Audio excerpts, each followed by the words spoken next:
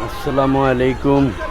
আজকে বিষয়টা হলো এমন এক বিষয়, এই যে স্ক্রিনে দেওয়া ভিডিওটা দেখতেছেন না, তাদের অবস্থাটা কি পরিমাণ উত্তেজনা হয়েছে। এই যে এক জানোয়ারের বাচ্চা, এই শিশু বাচ্চাটাকে লামিয়াকে যে এইভাবে হত্যা করেছে, এর জন্য তাকে প্রকাশ্যে বিচার করা উচিত। তাকে ইমিডিয়েটলি একের জনগণের সামনে, তাকে 52 কারণের সামনে ফাঁসিতে ঝুলিয়ে মারতে হবে, আর না হয়তো জনগণের কাছে ছেড়ে দিতে হবে। জনগণ কিন্তু এখন বর্তমানে অনেক উত্তেজিত। এই যা যদি ইমিডিয়েটলি বিচার না হয়, আমার মনে হয় না যে এটার বিচার ঈদের পরে হবে।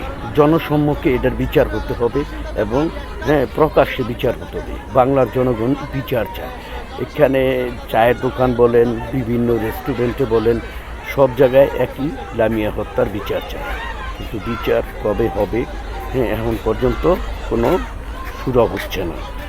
বাংলার জনগণ প্রতিটা মুহূর্তে আপনার ফেসবুক, ইউটিউব চ্যানেলে ঢুকলে বোঝা যায় যে তাদের বিচার হওয়া উচিত।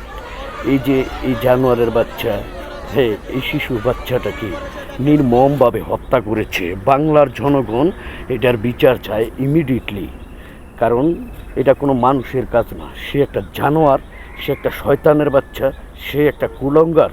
বাংলাদেশের মধ্যে অহরহর এই শিশু নির্যাতন, শিশু দর্শনকারী, তাদেরকে যদি প্রকাশ্যে বিচার করা হয়, আমার মনে হয় যে বাংলাদেশের মধ্যে কিছু হইল দর্শনকারী, রাহাজারি, ছিনতাই, খুন খারাপি এবং চাঁদাবাজি কমে আসবে। তা না হলে এই দেশ 2-1 মাসের মধ্যে আরও ধ্বংসের দিকে চলে যাবে। যদি ভিডিও ভালো লাগে, লাইক কমেন্ট করে ভিডিওটা শেয়ার করে দিবেন, যাতে লামিয়া হত্যার বিচারটা ইমিডিয়েটলি হয়ে যায়। তাহলে বাংলাদেশে এই ধরনের খারাপ কাজ কেউ করবে না।